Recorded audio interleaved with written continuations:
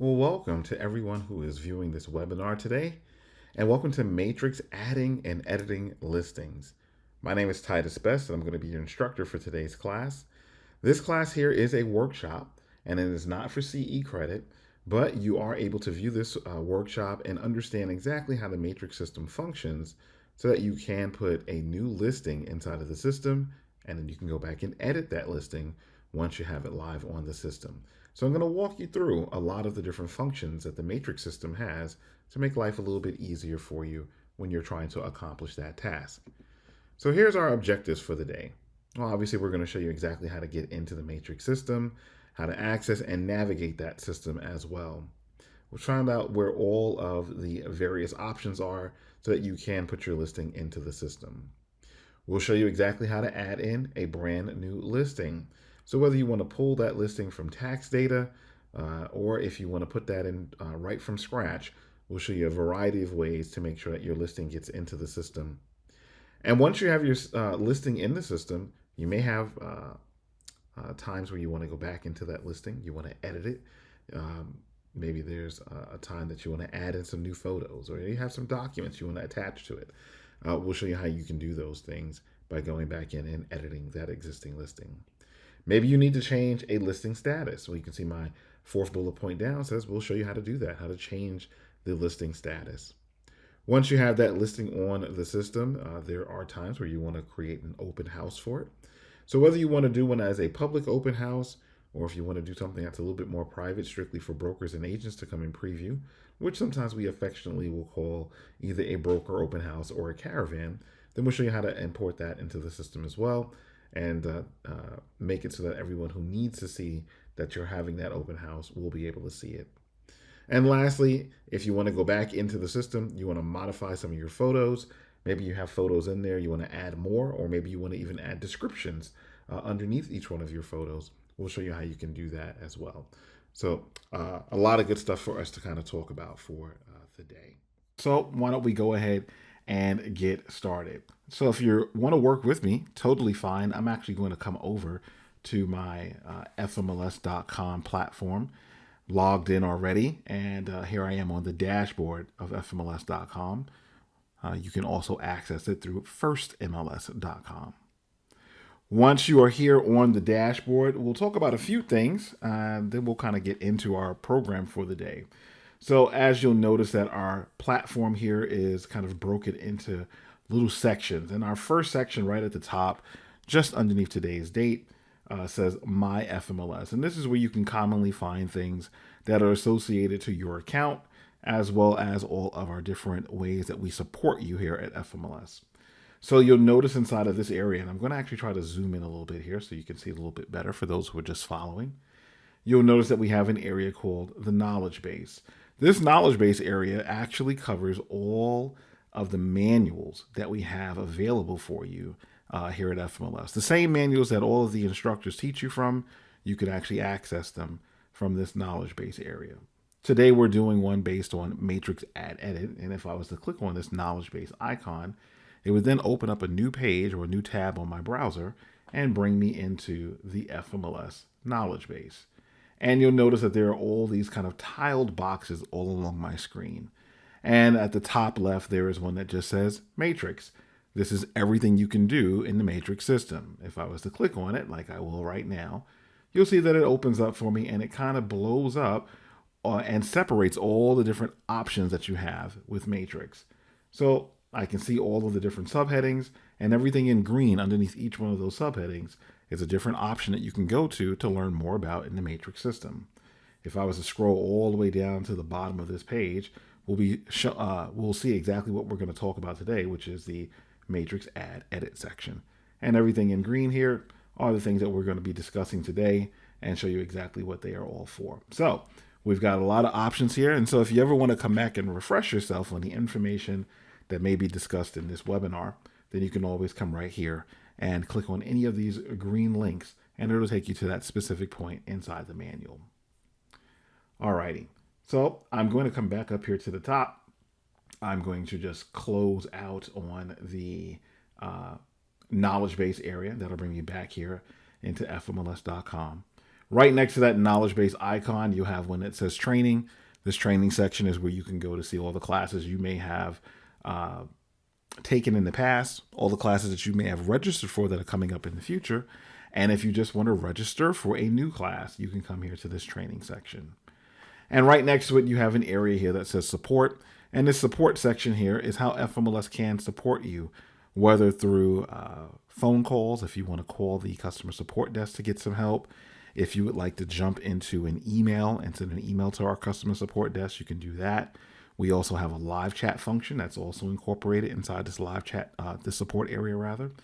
And we also have an area in here that is connected to our compliance department called data integrity, if you'd like to reach out to them as well. And if you ever wanted to come into whenever we're having live classes, or you just want to come to the real estate store, this support section will also house the addresses of all three of our different center locations, our headquarters in Sandy Springs and our two remote locations, one inside of the Gwinnett County in the Duluth area and another one down in the Kennesaw area. So you have those options for you as well. Okay, if we notice right next to the word support, you have an area that says FMLS Forms. Let's talk about that area a little bit. I'm actually going to click on there and it's going to open up a new tab on my browser, which is then going to bring me into my administrative forms section.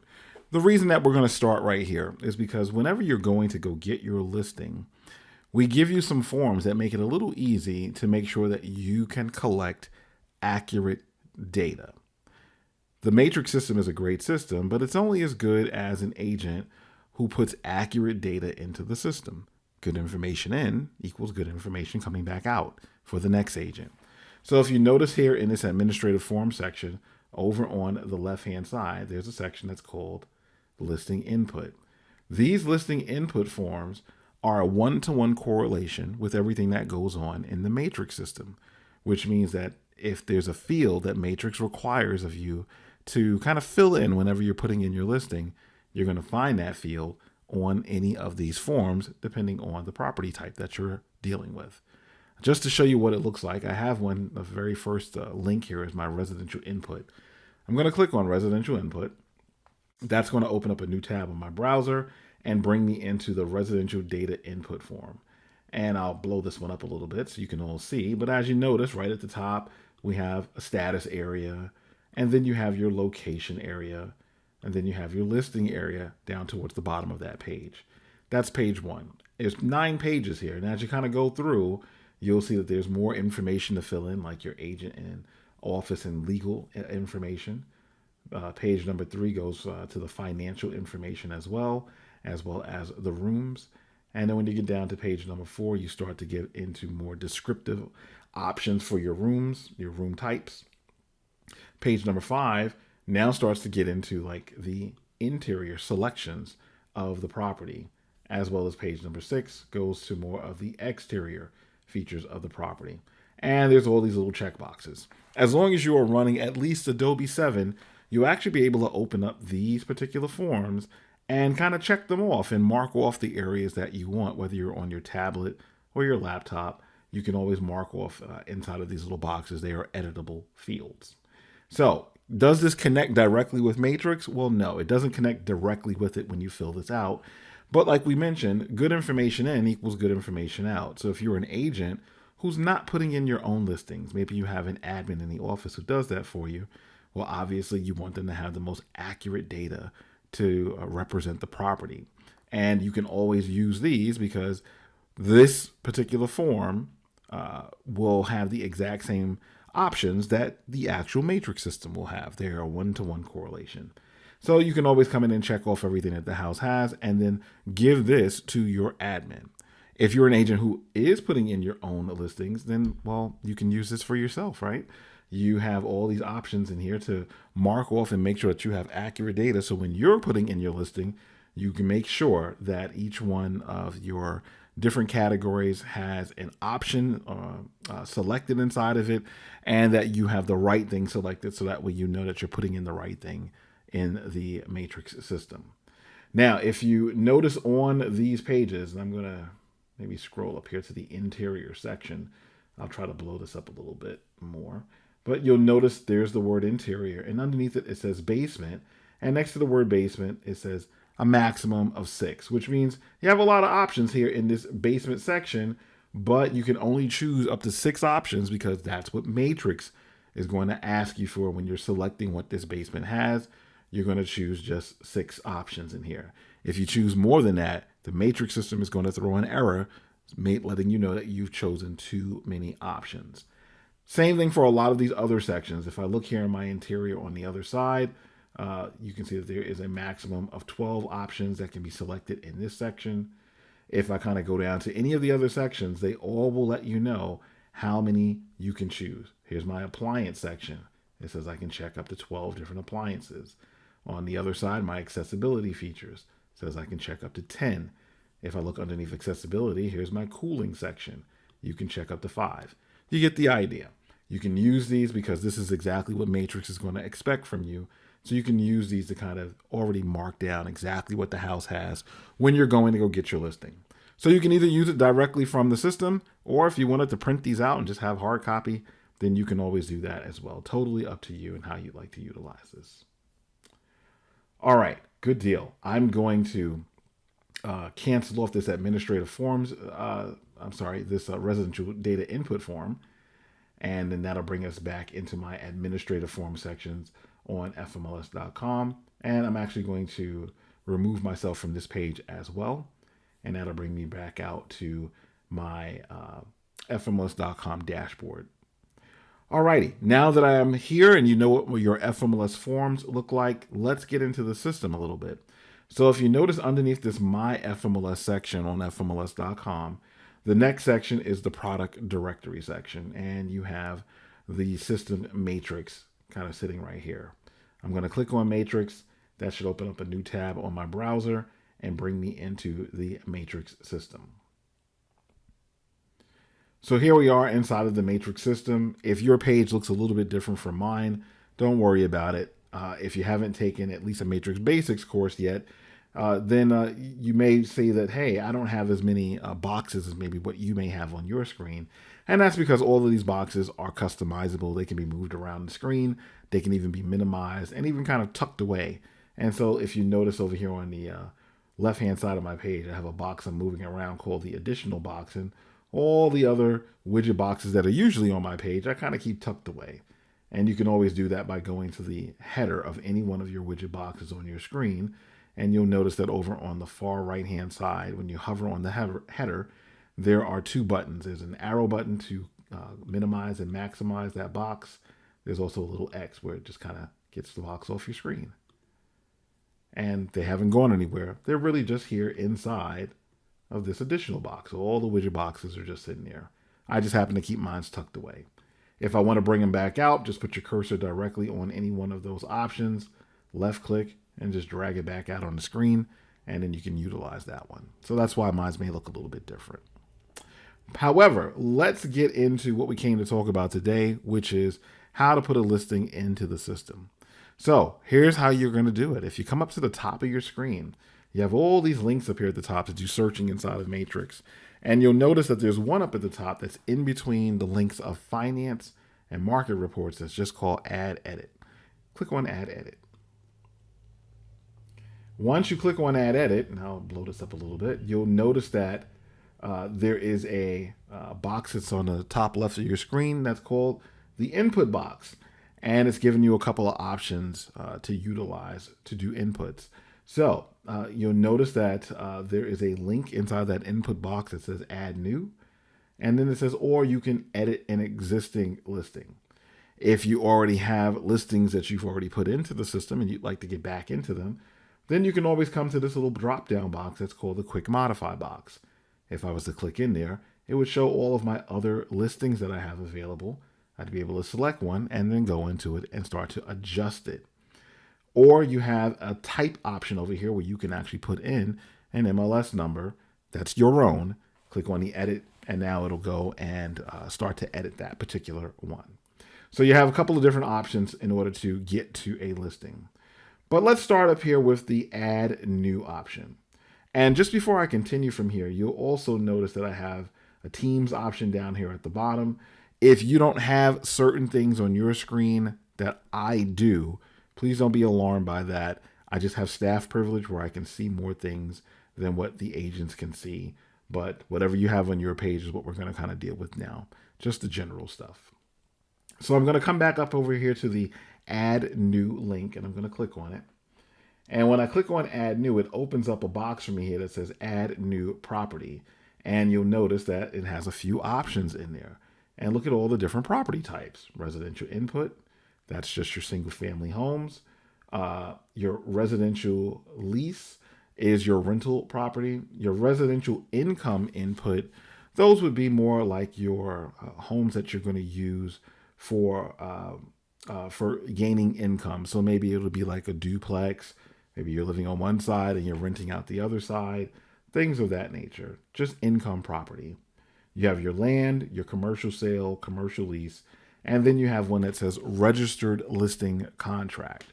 So that one may not be too familiar to a lot of people. Registered listing contract pretty much means the ability to put in a listing to satisfy FMLS's or your obligation, I should say, to FMLS to put that listing in a certain amount of time after you've had your agreement signed.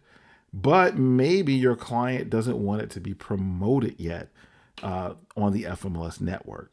So then you would put it in what's called registered listing contract status. So let's say that maybe you have a client who they have a house and they've signed their agreement. You're going to be working with them to sell that house. But there's a few things that they want to get fixed on the house before they actually start marketing it. Well, now that they've had their agreement signed, you have 48 hours to put that listing into the FMLS system, but they don't want it to go live just yet. So that's why you can put it into what's called registered listing contract status. That way it satisfies both sides. You've got the listing into the FMLS system within that 48-hour time period, but because it's in a registered listing contract status, nobody else sees the listing. No other agents see it. Only yourself and everybody at FMLS will see it, obviously, but it's not being promoted out there. So now your client is happy as well because it's not being promoted just yet until maybe they fix a few things. But at the same token, the FMLS side of things has been satisfied as well because that listing is in our system within the time frame it should be. So that's what your registered listing contract status is all about. All right, I'm going to use the residential input section. So I'm just going to click on it. And then it's going to open up into a box that looks like this. And this is giving you a few different options of adding in that brand new listing that we're trying to put into the system. So what are the options that you have? Well, if you look at the top, just underneath the words add a new property, you'll see a big green toolbar that's broken into 3 sections. The first section says fill from realist tax. If you notice, the words fill from realist tax are bolded in white.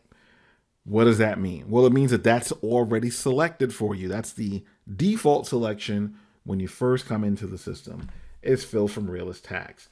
Filling from realist tax can be a benefit for you because it's pulling from tax data, which means that it actually adds in some shortcuts that you may not have if you started with a brand new blank property where you're adding in everything yourself. See, when you fill from realist tax, it's pulling the tax data from the realist system. So then you're going to have certain options that are already going to be filled out rather than you going and manually putting in that information.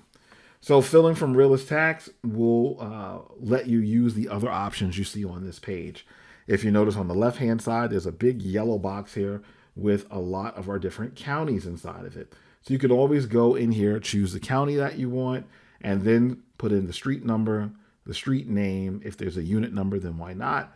And then you have owner, last name, first name, and tax ID. So let's talk about this little area here for a moment. First off, this big box that's in yellow. If you're not familiar with how Matrix functions, the color yellow is a mandatory color throughout the entire Matrix system. Whether you're putting in a listing, if you're doing a search inside of Matrix, maybe you're setting up an auto email, different things like that. There are going to be some yellow areas, and these yellow areas demand to have a value. So this is telling you, hey, if you're going to fill from realist tax, You have to come over here on the left-hand side and choose the county that we're going to be pulling from. And then we can start to put in the street number and the street name for that property. Now, when it comes to things like the owner last name, owner first name, and tax ID number, this is maybe more of a personal option, but I tend to kind of stay away from those things. Sometimes a person's name can be spelled differently than the way that we may be trying to spell it, or maybe a way that's more common for us to know how it's spelled, but maybe it's spelled a little bit differently. And if it's spelled wrong, then it's not going to pull what you want it to pull. For the tax ID number, sometimes the numbers are consecutive. Sometimes the numbers have maybe things that separate, like a dash in between or an underscore or something like that, that separates the numbers. And if you don't add in those things exactly, then Matrix may throw an error that it doesn't recognize what that number may be, because maybe those dashes were scrubbed out and you're still putting them in. So because of that, I tend to just go with the street number and street name when it comes to the tax search. Again, personal thing for me, but if it's something that you feel like you can benefit from, if you start having maybe some error issues when you're putting in all the information, sometimes less is more, and I'll just usually put that in. Okay, so this is what you would do at first. I'm going to see if I can scroll through here, and let me see if I can go down to Gwinnett County. I'm going to select Gwinnett, and I'm going to put in a address of 2152, and the street I'm going to use is called Shin. Another thing that you'll notice that with Matrix, you don't have to put in the suffix of a street. If the name is Shin, but you know it as Shin Court, all you got to put in is just Shin. And then I've chosen my Gwinnett County, my address, my street name, and I'm going to hit the search button. And once I click on search, you'll notice that now it found it for me. All right, here is the tax ID number. Here is the address, 2152 Shin Court in Beaufort, Georgia of Gwinnett County. And I'm good to go. And if you notice over here on the far left, there is a little link that says fill. And above it, it says click to fill. So if I clicked on that fill link, it would then take the information from the tax records and help me fill in all the areas that I need for Matrix to kind of put together that listing for me. So the first thing you'll notice is that when I use that address, it opens up for me and it puts me here on the residential input screen. If you notice at the top of the screen, you've got all these different categories up here. Now, again, I may have some categories that you may not have, but for the most part, we have pretty much all of these categories. Each one of these categories is a different area you have to fill out in order to create your listing. So right now, you'll notice that the very first category is under status, and that's lit up for me in green. And right underneath there, you're going to have a yellow box that says active and coming soon. And now the system here is letting you know what the two of them will mean. If it's a property that's going to be coming soon to the market, you'll notice it says the property is currently off the market and will become active on the on-market date that is set below. These properties are not to be shown while they are in this status, and the coming soon status is only available at the beginning of the list period. Once the listing is taken out of the coming soon status, it cannot go back into coming soon status again.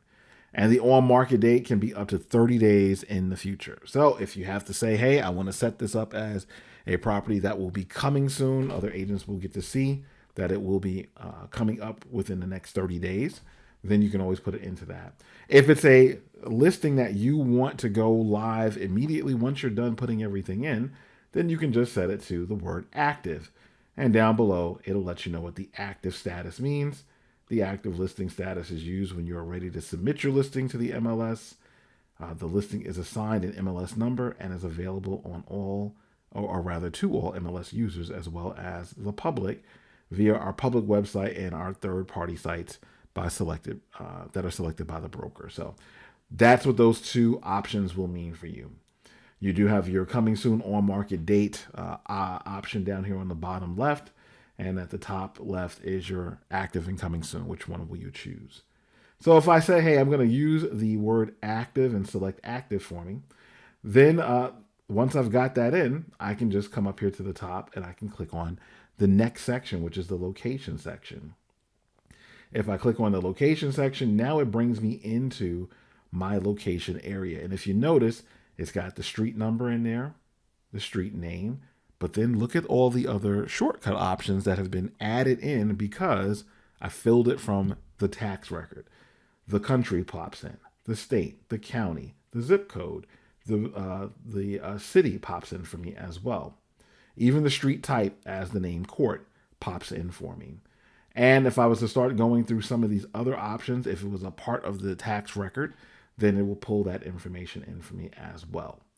If I go to the next one at the top that says listing and just click on it, it opens up for me and it brings me on a page where I'm going to put in listing information. And notice all the yellow boxes that are on here. Like I have to fill in the property and the subtype, put in the price, the expiration date, the availability to receive offers, whatever those options may be, I have those. If I come up to the top and I click on the legal section, it opens up for me. And because I'm in the legal section, you'll notice that certain things are already here, like the tax ID numbers here. The APN PIN number is here. The legal description is put in for me already. The square footage, the public records, the source where it's being pulled from is public records, and even the year built. Things are already added in. The acres are added in. The lot size dimension. Things that I don't have to go back and do because I'm pulling it from a tax record. If I come back up to the top, I have my financial section. I can see what the taxes were and the tax year. I've got my rooms section up here. Next to my rooms is my interior, my exterior, things of that nature. Now, those three things are not going to have anything in there because it needs you to go in and start to fill in some of that information. And if you notice, for all of these areas here, like for my interior section, all these yellow boxes here, they all have the things that we saw on the administrative forms, those listing input forms. Remember we looked at the basement and it said, hey, you can only select up to 6 things. So there's my maximum of 6. My interior features, maximum of 12. My cooling, maximum of 5. Same things that we saw. Well, now we're seeing them here. Remember I told you it's an exact replica of what you have on that form to what the matrix system is going to ask you for. So you get the idea of how to come in here.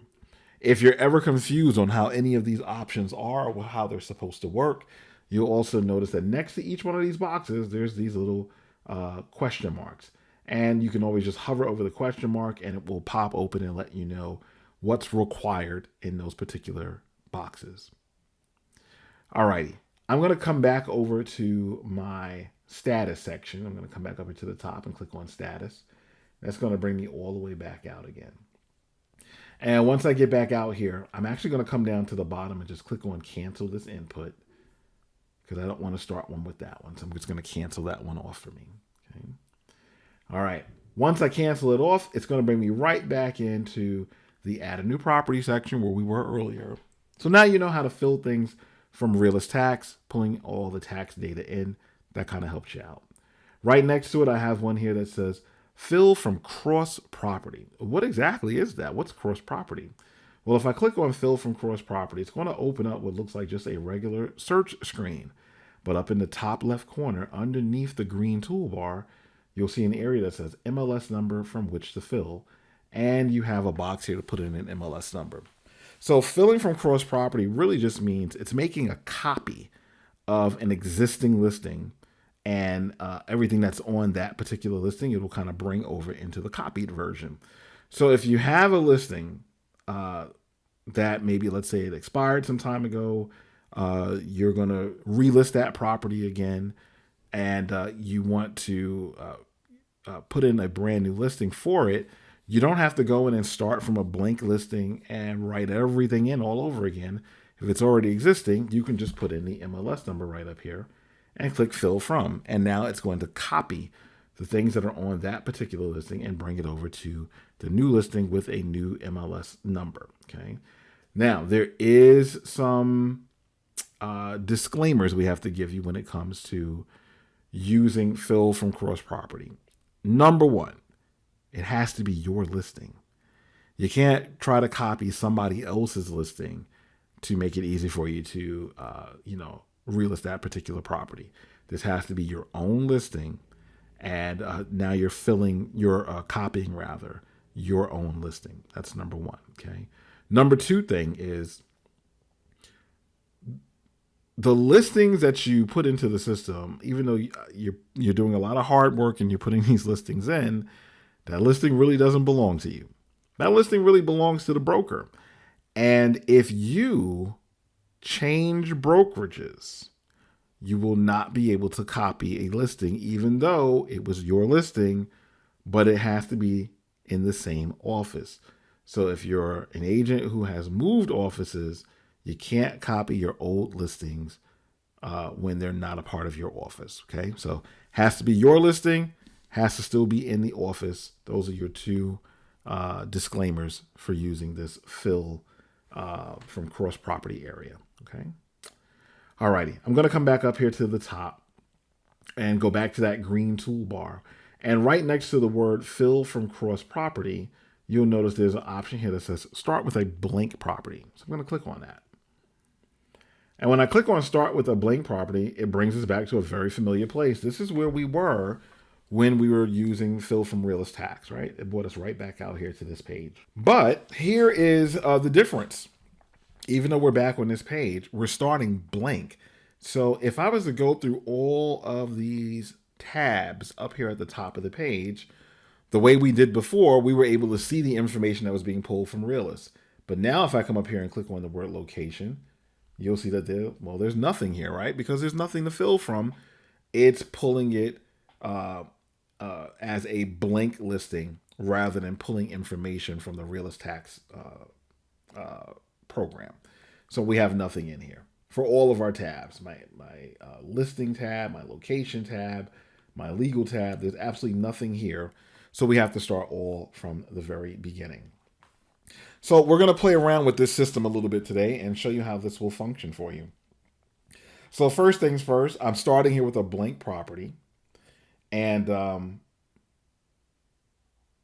I'm going to click on the word active and say this is going to be an active property. And then I'm going to come up here to the top and I'm going to go to the location section. So I'm going to use that same address that I just had in there, which was my 2152. And then I'm going to go to the street name and call it Shin. And then I'm going to come over here to my street type. And court was the street type. So I'm going to search out that word court. And now I have the word court popping into my street type. My country is correct for the United States. My state is going to be Georgia. So I'm going to select that. And my county is going to be Gwinnett County. So I'm going to select that as well. And there we go. My city for this particular one is in the city of Beaufort. So I'm going to select Beaufort. And I'm going to put in 30519 because that is the zip code. The subdivision there is called Hampton Park. So I'm actually going to type in Hampton Park. Capital A. There we go. And my schools that are in the area. I'm going to just select a couple of schools that are around. So I'm going to put in Beaufort for my elementary, for my middle, and I will do for my high school. Okay. And then I have some other options down here, and you can tell that there's some white boxes that are on the screen.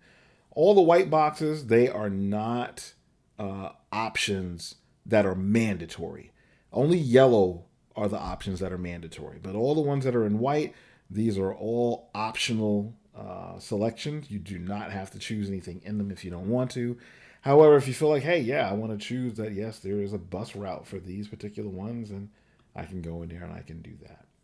If I wanted to say, hey, I want to use a directional suffix up here at the top next to my street type, then I can say, yes, this is going to be northeast or something of that nature. You can choose what you want, but again, not a necessity to have in here. Now, if you happen to look over on the left-hand side, you'll see that there is also a map section that's here. And right now it says map not found because, well, there was no address in here in the beginning, right? So I had to put in an address.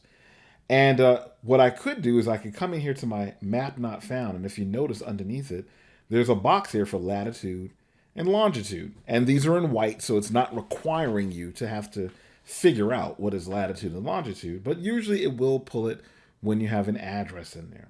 So right underneath my latitude and longitude, I've got some links. There's a update map, get lat longitude from the address, set the lat longitude manually, and then there's also a link here that says choose the Google Street View. So if I was to click on maybe my update the map, now it's going to try to locate where is that address at, and it found it. And if you notice over here, it put a marker on the map to show me where 2152 Shin Court is exactly at. And now I'm good. And if you notice underneath the location marker and your map, the latitude and the longitude automatically gets pulled in. Well, what happens if you could not? Let's say it was maybe it's a new street, new construction area, hasn't been mapped out correctly yet, and you know where it's at, but the mapping system just couldn't find it because it's a new street. Well, you can always come down and you can click set the lat longitude manually, and that will allow you to open up a page that looks like this. It pulls open a map for you. It has a marker on the map also. And you can put in the address. You can click locate and see if it'll locate it. But if not, you can even come over and put your cursor on the pin, which is marking out where the house is located. And you can left click and drag the pin around the screen and put it exactly where you need it to be. Okay. And once you have it there, you can click on your done option, and then your map inside of the location section will now be mapped correctly and show you exactly where it is located at. So you have a few different options.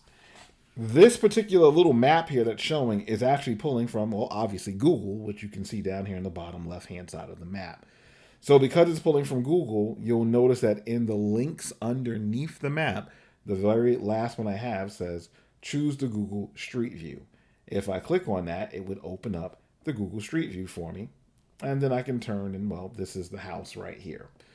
Once I have the Google Street View, another option that you have in here is setting it up so that it will automatically open to face the property. As you guys saw when we came in, it was facing kind of this way. Well, I happen to know that this particular house right here is the house that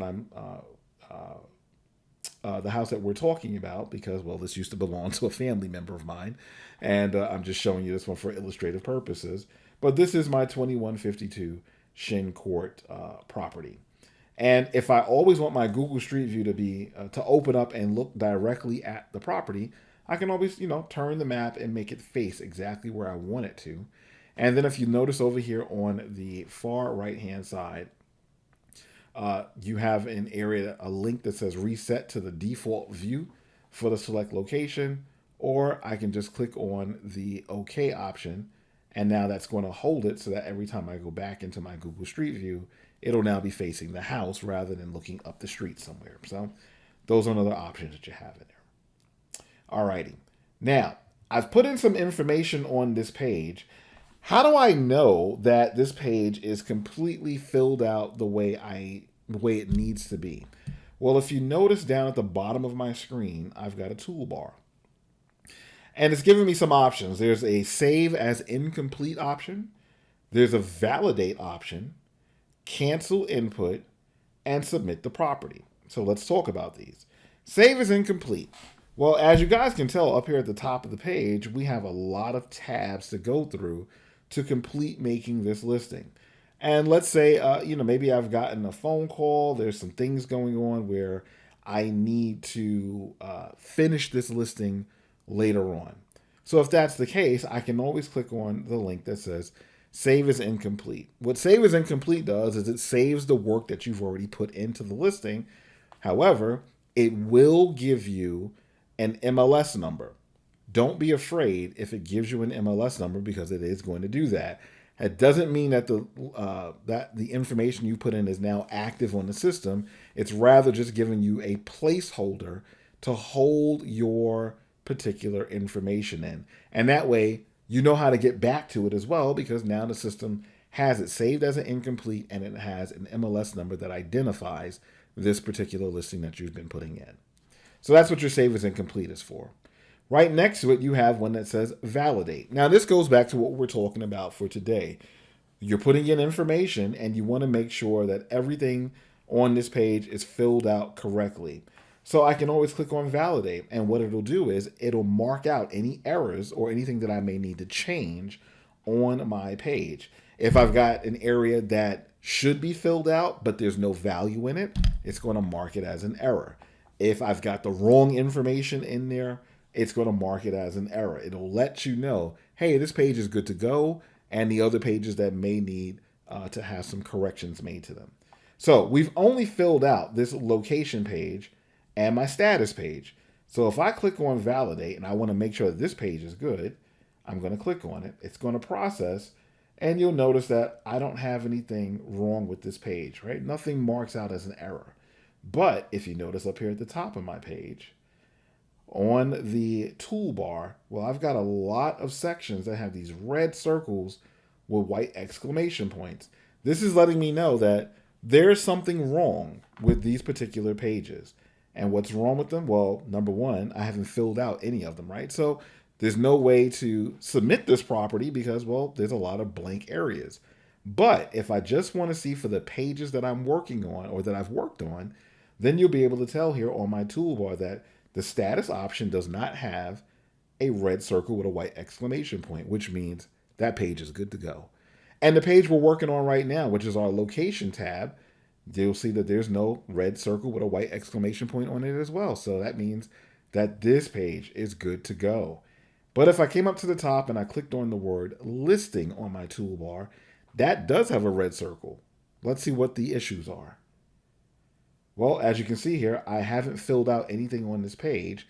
And because I haven't, they all have these little red warning signs next to all of the mandatory fields where there should be a value. I've got nothing in them. So it's saying, well, you got to put something in here in order for this page to be marked as a property that is good to go, or a listing page that's good to go. So if I come here to my property section, I can click inside the drop down and it's asking me to choose what kind of property is this. And I'm going to say, well, it's a residential detached property. And that's good. Next to it is the subtype. If I click in the subtype, I can choose single family residence. Now remember, these both have these little warning signs next to them, which is letting me know, well, something was wrong here because you didn't have a value. Well, if I come back down to the bottom and I click validate again, it's going to revalidate this page, but notice now the property area and the property subtype do not have those red warning signs next to them because, well, these fields are good. They've got something in them. But the other ones, they all have them because, well, I haven't filled out anything there. So let's say I put in a list price. Let's say we'll just make up a fictitious price and say this house is going to be for $300,000, and my list contract date, let's say we're going to choose this Friday the 14th, and my expiration date, I'll set it out for June 30th of 2025, and click my OK, and there you go.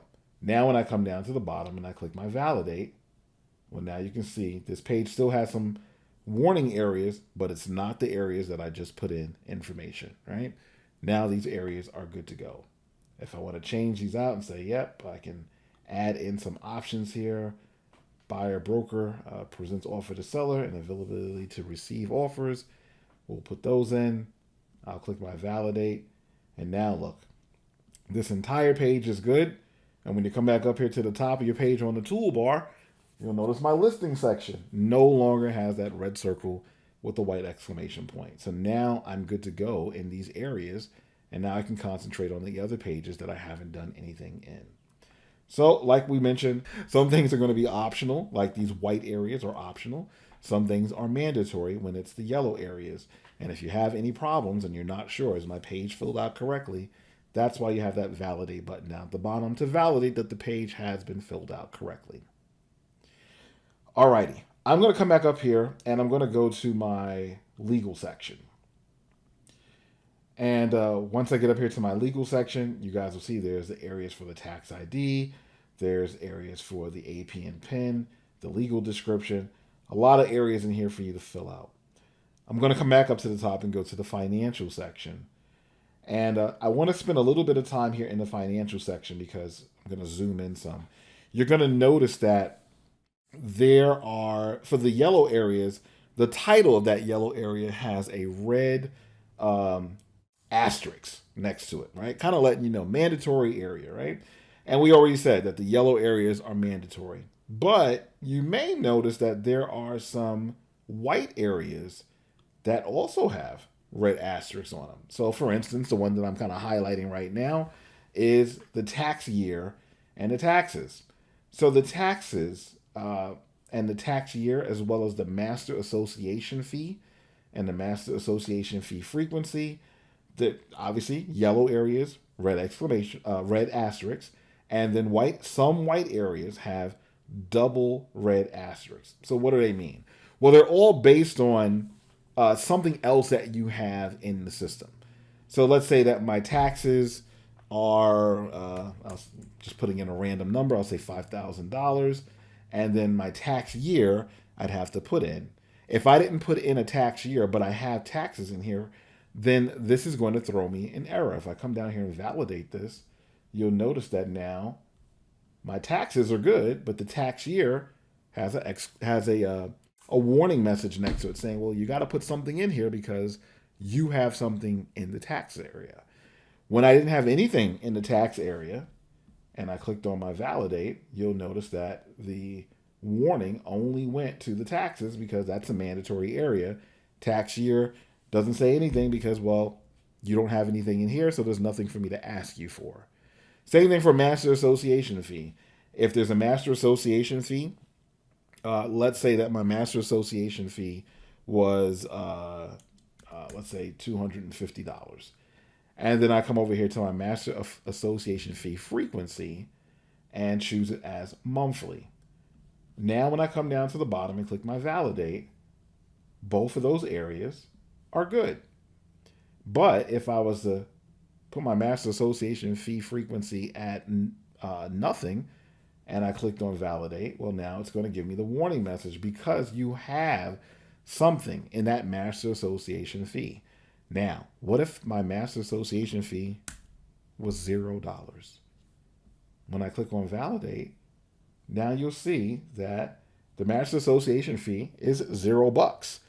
And the fee frequency doesn't throw me a warning message because, well, there's no money. So I don't have to choose anything in here because, well, you've got 0 as the association fee, right? There's no association fee with this one. So now I don't have to choose anything.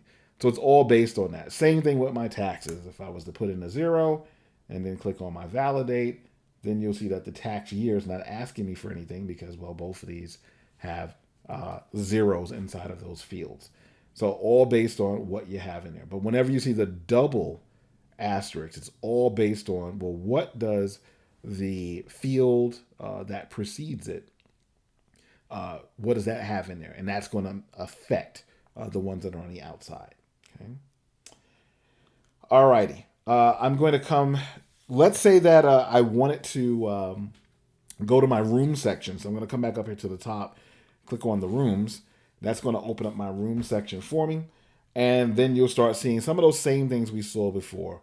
Obviously, this is asking you where the rooms are located at on the upper, main, or lower part of the home for your bedrooms. You have your full baths and you have your half baths. And then you have things like your bedroom features. And you'll see that it's asking you, hey, you can only choose a maximum of 3 options when it comes to your bedroom features. Same thing for your bathroom features, a maximum of 4. Your laundry, maximum of 4. Your additional rooms, a maximum of 9. You have your dining room features and your kitchen features. So let's say as I'm moving through, maybe I've gotten a phone call, there's a little bit of an emergency, and I have to leave. Well, I don't want to lose my work, so, well, what's the next thing that I can do? Well, I can save this as an incomplete listing, right? So when I come down here to the very bottom of my page, remember that big toolbar down at the bottom On the far bottom left, there's a button that says Save as Incomplete. So I'm going to click on that. And when I do, you're going to notice that now it gives me this message that says, hey, the input has succeeded. Your property has been successfully saved as incomplete. And then it gives me an MLS number, 740-1347 is mine. It also gives me some options here, like, hey, you want to upload some documents? And I'll show you where else you can go to put in documents, but it does give you the option to say you can upload your documents right now.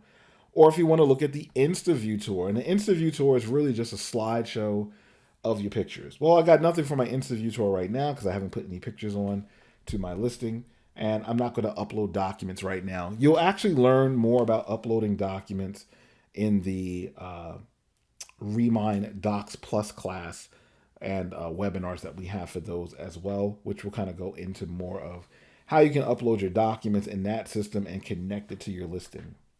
But for right now, you'll even see down at the bottom, there's a button bar down here that says continue editing, and one that also says, hey, you can add and edit some photos in here. So it always will give you this option when you are leaving out of a particular listing. You saved it as incomplete, you're leaving out. It gives you these options before you go. However, we can always get back into this, and I'll show you that in a little bit. For right now, I'm going to kind of close down this little area here. And so let's say I'm out of Matrix. I have to leave the house, take care of my emergency, whatever it may be. And now everything is fine, false alarm. I'm back home and I want to get back into creating that listing. How do I get back into it? Well, once I'm back here in Matrix, I can always come back, go into my Matrix system. And once I get here, I'm going to come up to the top of my screen. And when I get up to the top of my screen, you're going to see an area at the top that says My Matrix. If you hover over My Matrix, it opens up a box for you. And about third from the bottom of that box, you'll see a link that says My Listings. Click on My Listings. That's going to open up all of your listings that you have in the system. And if you notice up here at the top of my screen, there's a section I'm going to highlight that says My Listings. And it has the number 4 because I have 4 active listings that are in the system. But right underneath the word My Listings and that number 4, there's a drop-down list that says Show. And if I click in there, I'm looking at my active listings, but the very first one at the top says My Incomplete Listings. If I click on there, well, there it is. There's my one incomplete listing for 2152 Shin Court. And if you notice, my status column has the letter I, and that I stands for incomplete. Here's my pricing. Here's my MLS number. And over to the far left, there is an edit pencil, so I can get back in and edit it, as well as there is a photo option in here as well, so I can add in more photos.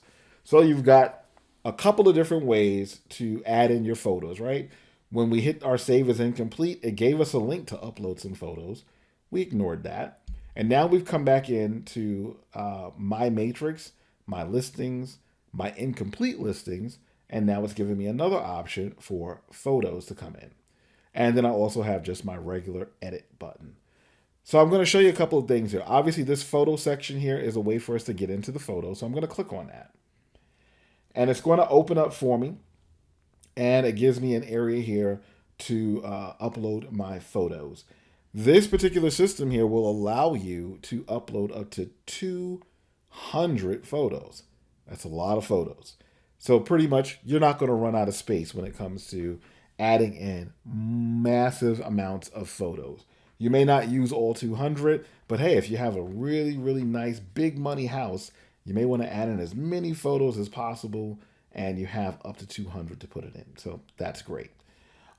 There's a couple of ways to put things in. You'll see that there's a link here that says click here to import photos from another listing.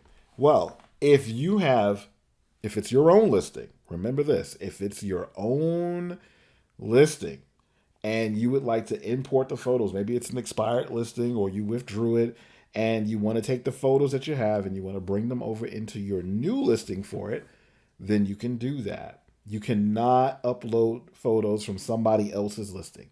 If somebody else goes and they pay for a photographer, you don't get those photos for free. You have to only use your photos, okay? I'm going to upload a couple of photos that I have. So I'm going to click on the browse option. There we go. All right. So we have 7 photos that I've just uploaded in here. Now, there are a couple of things of what you can do in here. As you can see, I just grabbed some random photos from online and I've uploaded them in. Number one is the order that they've been uploaded. You don't have to keep them in this order if you don't want to. If you notice when you take your cursor and put it over the header of any one of your pictures, your cursor automatically turns into like a kind of a 4-way arrow. And when it does that, you can then click and drag the pictures around. So if you want to put them in a different slot, then you can. Maybe this slot number 7 is a bedroom, and I'm just going to put my cursor on the header, left click, hold it, and then I can drag it. And maybe I wanted to put it over here in slot number 2. So I have the outside of the home, and then I'm looking at a bedroom. Or maybe I want to move like the living room and the family room around. So maybe I'll move this one over here to slot 2. And then maybe I'll move the office next to the living room. And then I'll move the game room down towards the bottom side. There we go. So now I have them in a different order, the way I'd like to have it. Okay. So now I've got my front of my structure, my living room, an office, a bedroom. I've got like another living room area or a family room, which I can always change.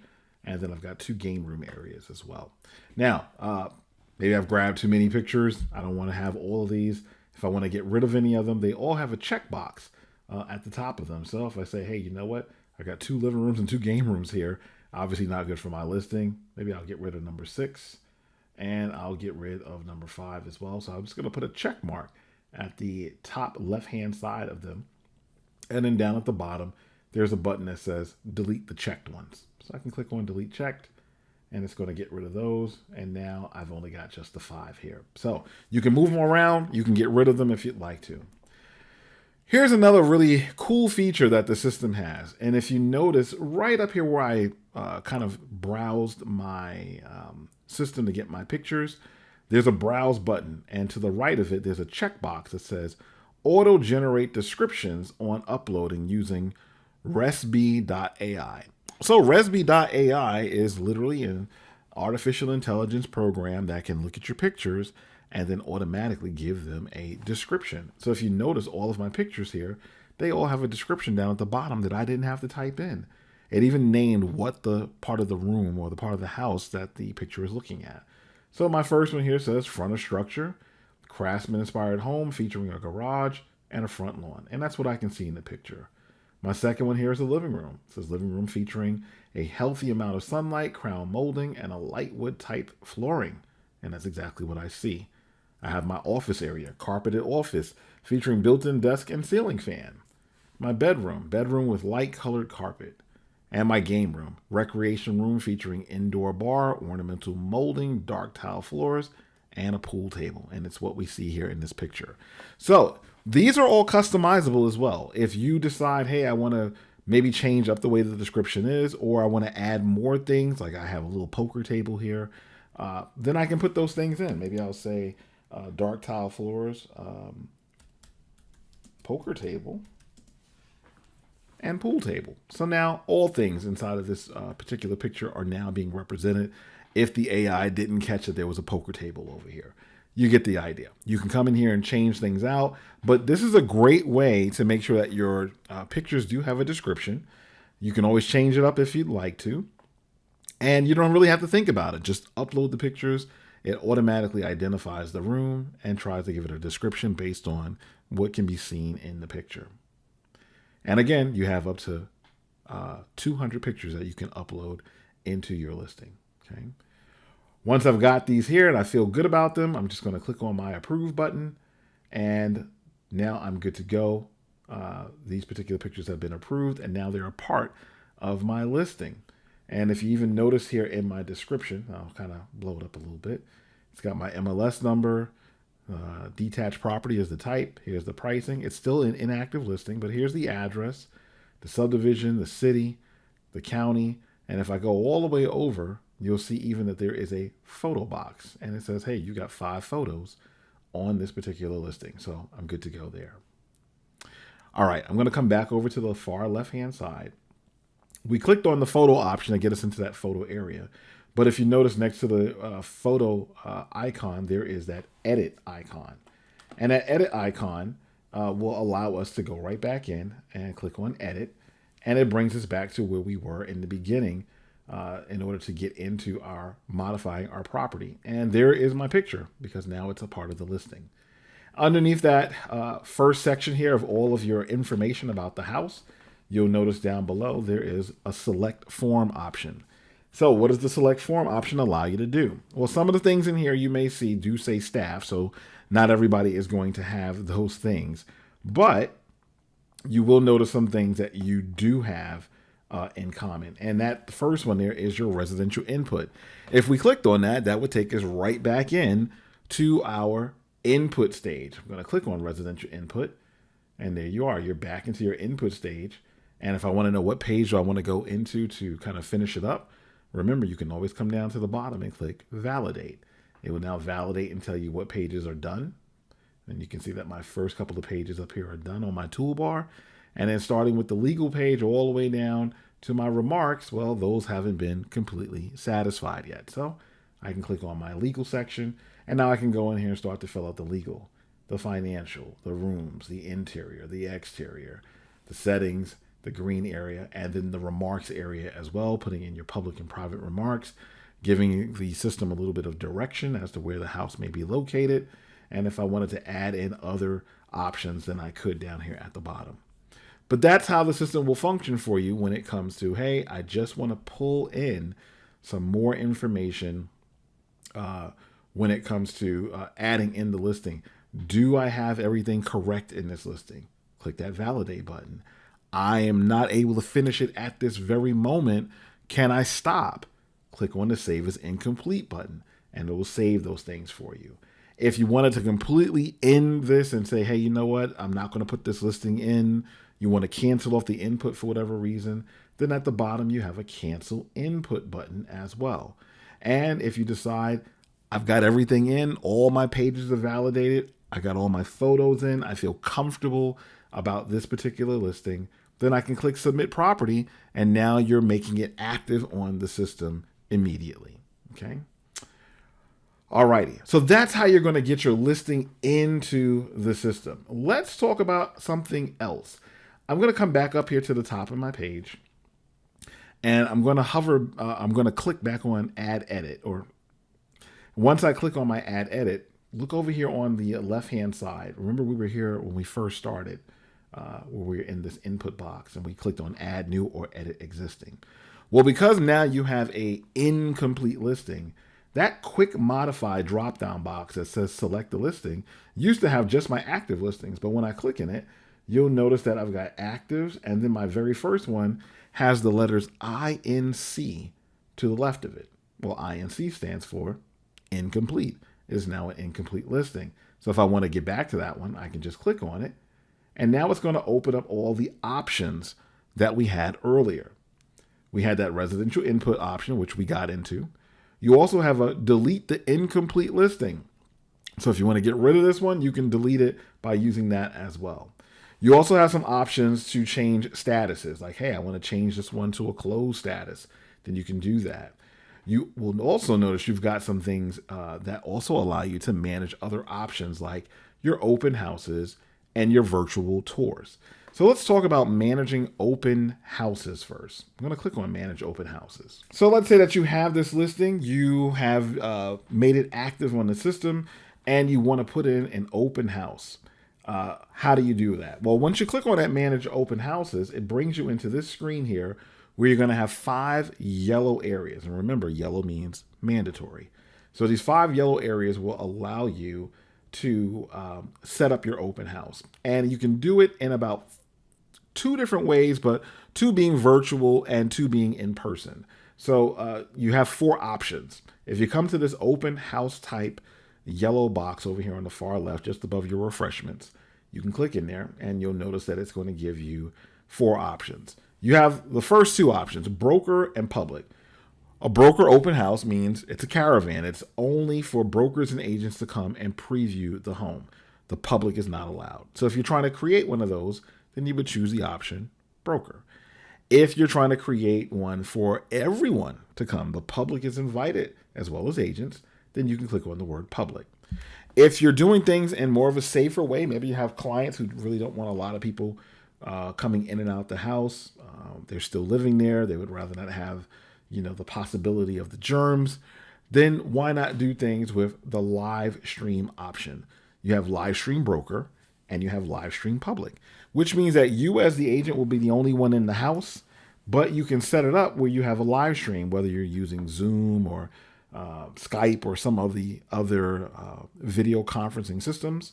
You can set up a time when everybody comes to your link and you are now going live. And now you can be the only person in the house walking around on your phone or your tablet and kind of showing what this particular house has. And everybody can just sit back from their office or the comfort of their home and watch that particular live stream happen. So those are your other options in there. Okay. All righty. I'm going to put this one on public. I'm going to say this is for everybody to come to. And then right next to the public option, I have the date of the live stream. You can either go into the yellow field and just type in a date, or if you notice on the outside, there's a little calendar option you can click on that will open it up for you. And now you can come in here and you can choose, hey, what day is my open house going to be on? So let's say I want to have an open house towards the end of the month, maybe from Friday through Sunday. I'll do it for the entire weekend. So I'm going to click on Friday the 28th and hit my OK. And my start time here says 2 p.m. to 5 p.m. Maybe I'll make it a little earlier. Maybe I'll make it from 12 to about 3 o'clock on that Friday. Okay. And once I have those in down towards the bottom, underneath the end time, you'll see that there's another yellow box that says status. If I click on the status option, you have to tell the system this is an active open house. Okay. And then you'll notice also, once your open house is done, you'll notice the red words that say, do not use the delete button to remove the open house. Instead, set the status selection below to canceled. So when it's all said and done, you can come back in and click on canceled, and then that will kind of keep this one from showing back up in the outside services. But for right now, we have it on active, and we're good to go from there. If you notice to the left-hand side, you have two white boxes, which are optional. So if you would like to let agents know that there's going to be some refreshments, you can put that in. And if you have any remarks about the open house, you can also put that into this open house remarks area. You have up to 500 characters to type into this particular box. When you're all good to go, you can always come down to the very bottom and you can submit this one. And now this will be live on the system. Now, there are two things that we're going to talk about here with the open houses. Number one, when it's a broker open house, remember that's only for brokers and agents to come and preview the property. Because of that, when you make this a live open house as a broker version, nobody sees it except for brokers and agents. It's only searchable within the matrix system. It's not searchable anywhere else. However, if you make it public, like we have ours right now, not only is it searchable within the matrix system, but it's also searchable in a public website that's called GeorgiaOpenHouses.com. GeorgiaOpenHouses.com, anybody can go to. And anytime that you guys make your open house a public open house, not only does it get fed in the matrix system, but it also goes out to GeorgiaOpenHouses.com. And anybody can search for them out there. Okay. Now, the second thing we want to talk about is I did say I wanted to do this for 3 days, right? For the entire weekend of a Friday through Sunday. And right now I've only set this one up for one date, which is just Friday the 28th. So how do I add in more days?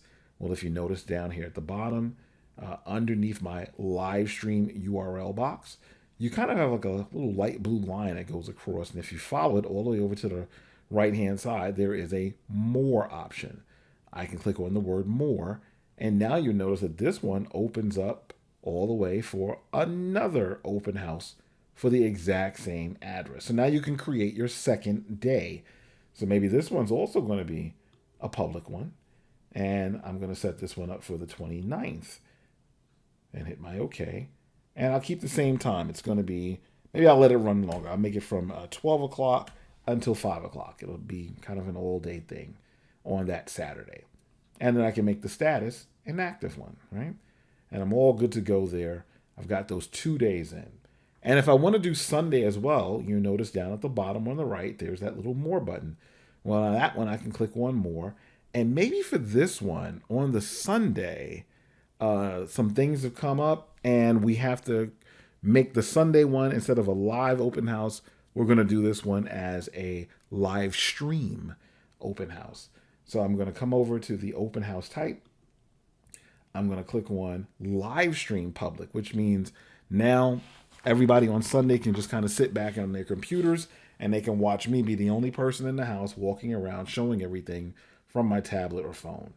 So I'll say that's going to be on Sunday the 30th. I'll hit my OK. And maybe the live stream is only going to go from, let's say, from noon until 2 o'clock. Okay, noon to 2 on Sunday. This is going to be active. And depending on whatever kind of system that I'm using, if I'm using Zoom, if I'm using Skype, if I'm using Teams, or whatever other kind of conferencing system that you have, once you create your link where people are going to go to click on to get into your live stream, you're just going to come right down here and you're going to post or paste it inside of this live stream URL box down here underneath your open house remarks box. Paste in that link and you're all good to go. And now I can come in here and I'll just put it right here. I'll put in, paste in the link. And then I can come down and I can click on my submit property. And this is going to make all 3 of these days, Friday, Saturday, and Sunday, in the various formats that you're going to have them in. It's going to make it live on the system at that point. Okay. All righty. This isn't real. I'm not going to really use this. So I'm going to click my cancel from my manage open houses. And I'm good to go there. And if you notice, I still got other options. There's another manage virtual tours. If I clicked on that, then I can always open up my virtual tour area. So where does this virtual tour area show up and why can you manage it from here and nowhere else? And you can manage it from other places. So the first thing we're going to do is I'm going to hit my cancel input and I'm going to come back to the residential input section in my select form. And when I get here, I'm going to come up to the top of my page. Remember, we have all these tabs for us to put in our listing. I'm going to go to the last one, the Remarks tab.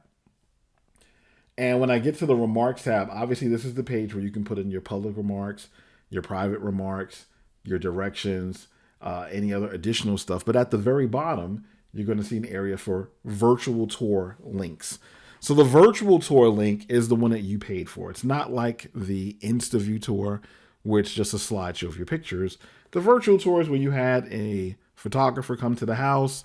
They've, they're taking all kind of cool video. They've got drones flying all over the house and making you a really nice video about your property. And then you can take that video link and you can paste it into these areas. So that way it will now show up on your listing. Okay. So the virtual tour link. Then obviously you've got 2 areas for virtual tour links. And then you have a third area that says branded virtual tour link. So whichever one that you need, you have options for those as well. Okay. All righty. So those are your tour link areas. The option that we were just at was when we came up here to the add edit section at the very top. And we chose our incomplete listing. And now it gives you a separate area to just manage those virtual tours. As you can see underneath my manage open houses, there's manage virtual tours. If I click in it, it's those same areas, your virtual tour link, your second one. And if you have a branded virtual tour link, you can add those things inside of here as well. So those are your different ways to kind of navigate and get into the system. Okay. All righty. I'm going to hit my cancel input right here at the bottom, and that's going to cancel it down for me. So how are these things seen in the system, and how can you search for open houses or see your open house in the system? Well, I'm going to come back up to the top of my page. I'm going to hover over the search option. I'm going to click on residential, and I'm just going to put in just some just some information. I'm going to put in Gwinnett County. For my city, I'll do Lawrenceville. And that's all I want. I've got my first multiple, my residential detached, and my active already selected. Gwinnett and Lawrenceville. I'm going to click on results. I just want to show you some things that are in the system here. So I'm going to kind of zoom in a little bit here. And you'll notice all the way over here on the far right-hand side of my results, I've got all these columns with these different icons in them. And there are two that we're going to pay attention to. So there is a column with an acronym that just says IN. IN has this little IV looking icon. That icon is your Insta View Tour. If I clicked on this agent's Insta View Tour, as you can see, it takes me in and it's really looking at a slideshow of their pictures that they have on their listing. And that's what the Insta View Tour will do for you. It just creates this slideshow of the listings. Okay. Alrighty. I'm going to close out of this one, and that brings me back in. And then you'll notice that there is another column with the acronym VT at the top of it. VT stands for virtual tour. So your virtual tour can be a few different things. Some have a virtual tour as a video that shows, drones flying around the house and getting all kind of cool shots, and that's their virtual tour. Some people have a virtual tour that's like a what I call the dollhouse effect. There are a few companies that are out there that do these kind of click-through tours where you can kind of virtually walk through the house. Every time you click your mouse or your keyboard, it moves a few steps in the house, and you can go upstairs and downstairs. And that's what your virtual tour is. So depending on what you want to use for your particular listing as a virtual tour, they would fall underneath this category, and they would get this little icon that looks like a outline of a house with an arrow swinging around it. If I clicked on this particular agent, this one here looks like an actual video that I can probably click on.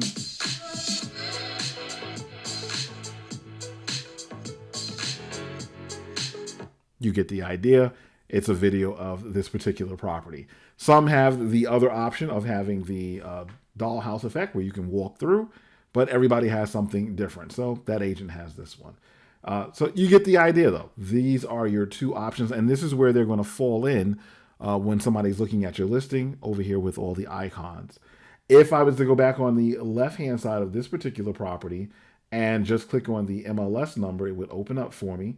And then you'll notice that right underneath the picture, those same two icons will fall in. And you can always go to them as well and see what's going on for those particular, for that particular property. Okay. All righty. Good deal. I'm going to kind of close out of this. And that kind of completes our class of how you put in a listing into the Matrix system. I'm actually going to go back into Matrix because we do have this listing that's just kind of sitting there right now in limbo. How do we get rid of that particular listing if we decided, hey, we don't want to create this particular one? Well, like we did before, we can always come up to the top of the screen and we can go to two places. We can either go to My Matrix and My Listings, and make sure that you go to the drop-down box on the top left-hand side and click on My Incomplete Listings. And once you click on My Incomplete Listings, you have that edit link that you can always click on.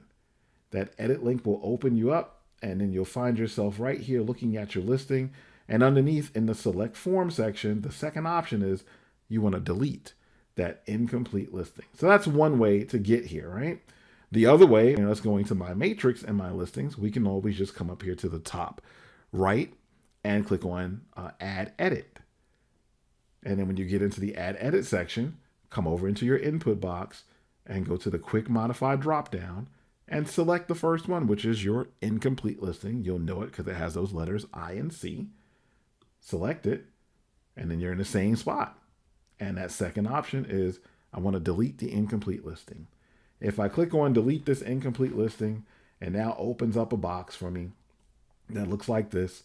Lets me know what the MLS number is. The status of it is incomplete. Here's all the information that I've put in so far. I'm the agent. And now it says, delete incomplete listing, warning, selecting yes and submitting this form will delete this incoming listing permanently from the system. So I can click on yes because I want to delete it. And what did it say to do? It says selecting yes and submitting. So down here at the bottom, click on the green button that says submit the property.